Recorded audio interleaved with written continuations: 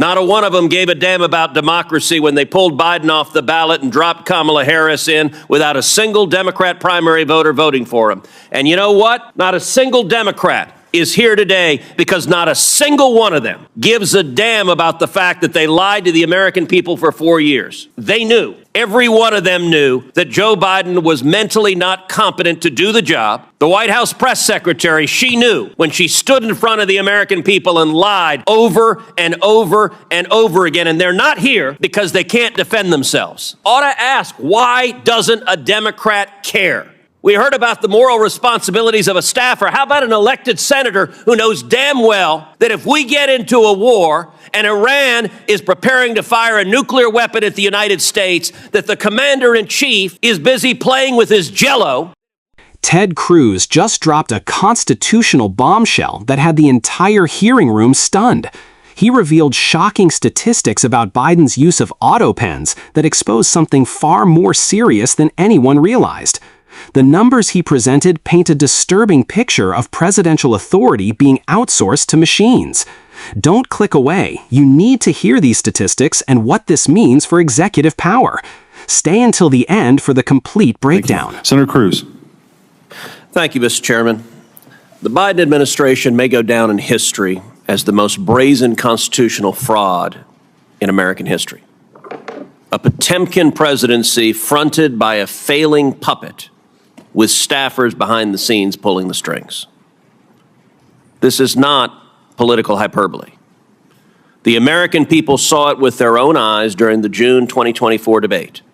Numerous times, Biden stood frozen behind the podium, mouth agape, eyes frozen and unblinking. When he did speak, his words were confused and disjointed. I said that night, this is the most consequential presidential debate in history because it will result in one of the two candidates being removed from the ballot. That was exactly right. And following that debate, the Democrats recognized the collapse. They pulled out their knives and took out President Biden like Caesar on the Ides of March. For all of their strutting about, protesting that they support democracy, not a one of them gave a damn about democracy when they pulled Biden off the ballot and dropped Kamala Harris in without a single Democrat primary voter voting for him. And you know what? Not a single Democrat is here today because not a single one of them gives a damn about the fact that they lied to the American people for 4 years. They knew. Every one of them knew that Joe Biden was mentally not competent to do the job. The White House press secretary, she knew when she stood in front of the American people and lied over and over and over again. And they're not here because they can't defend themselves. It wasn't a surprise. For 4 years, the White House hid President Biden from Republican senators, would not let him meet with us. He served 40 years in this body. We all know him. And they deliberately lied. And by the way, Jake Tapper had a bombshell book exposing the incredible scandal that Biden's mental decline was covered up by Jake Tapper. There's a Yiddish word, chutzpah. And that truly is chutzpah. How dare we lie and cover up what we all knew? Now, I have been asked literally 1,000 times by Texans, who was running the country? And I'm going to give you the most terrifying answer. I don't know. I genuinely don't know. And not a single Democrat here cares. The most telling proof of Biden's decline came with the signature of the president, the symbol of executive authority that was outsourced to a machine. Mr. Wold, you're a lawyer who served in the White House counsel's office. You understand the gravity of presidential action.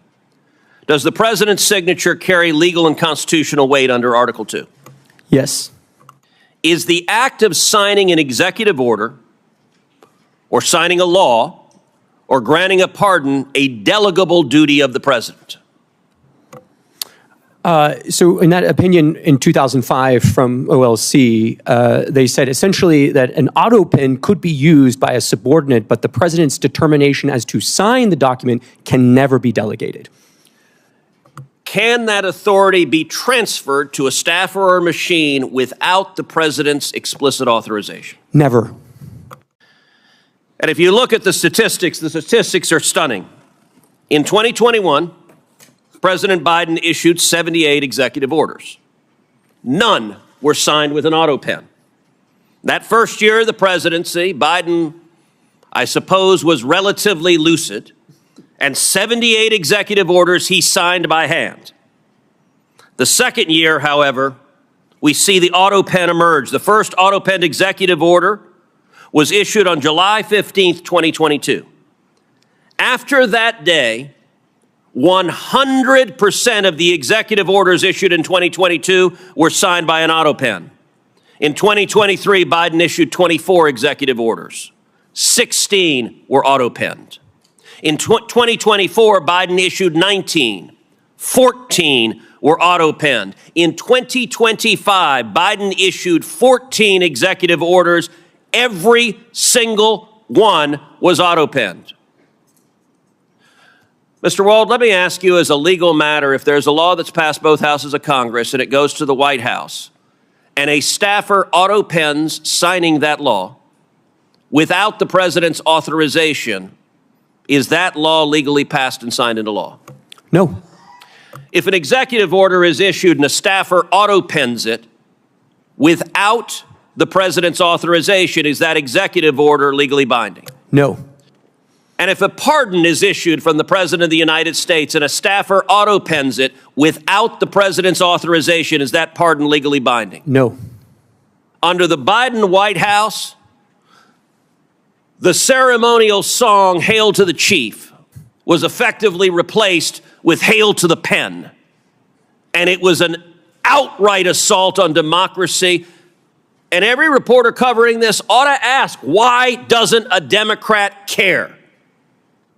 We heard about the moral responsibilities of a staffer. How about an elected senator who knows damn well that if we get into a war and Iran is preparing to fire a nuclear weapon at the United States, that the commander-in-chief is busy playing with his Jell-O and is not competent to defend ourselves? And every member of the cabinet, the chief of staff, the press secretary, and the members of Congress who lied about this on a daily basis with the press's complicity, they are all responsible for subverting democracy. Senator Cornyn. Cruz opened with strong language about constitutional authority, but then shifted to hard data that's impossible to dismiss. The autopen statistics he presented tell a remarkable story about the evolution of Biden's presidency. In 2021, Biden signed 78 executive orders by hand, 0 used autopens. This suggests full presidential engagement in the early administration. But watch what happened next. Starting July 15, 2022, every single executive order that year was autopenned. That's a complete shift from personal signatures to mechanical ones. In 2023, 16 out of 24 orders were autopenned. By 2024, it was 14 out of 19. And in 2025, all 14 executive orders were autopenned, 100% mechanical signatures. Cruz's questioning of witness Wald revealed crucial legal principles. Presidential signatures carry constitutional weight under Article 2. The act of signing cannot be delegated. The president's determination to sign must be personal. If a staffer uses an autopen without explicit presidential authorization, those documents lack legal validity. This isn't partisan opinion, it's constitutional law. From my experience covering administrations, autopens have been used sparingly for routine matters when presidents travel. But the pattern Cruz documented shows systematic reliance, raising questions about presidential involvement in executive decisions. The legal framework is clear. Without proper authorization, autopen documents could face constitutional challenges. What makes this particularly significant is the constitutional responsibility involved. Executive orders, pardons, and bill signings represent core presidential duties. If these powers are being exercised without direct presidential oversight, it raises fundamental questions about who's actually exercising executive authority. Cruz's broader point about congressional oversight deserves attention. Regardless of party, senators have constitutional obligations to ensure executive power is properly exercised. The statistics he presented demand explanation about authorization procedures and oversight mechanisms for Autopen use. The hearing highlighted a gap in public understanding about how modern presidencies operate. While technology can assist administrative functions, core constitutional duties require personal presidential engagement. The dramatic shift from personal to mechanical signatures Cruz documented warrants investigation regardless of political affiliation. What's your take on these statistics? Should Autopen use be more regulated for constitutional documents? Let me know in the comments below. Hit that subscribe button, smash the like, and share this with anyone who needs to understand how our government really works. I'll see you in the next video.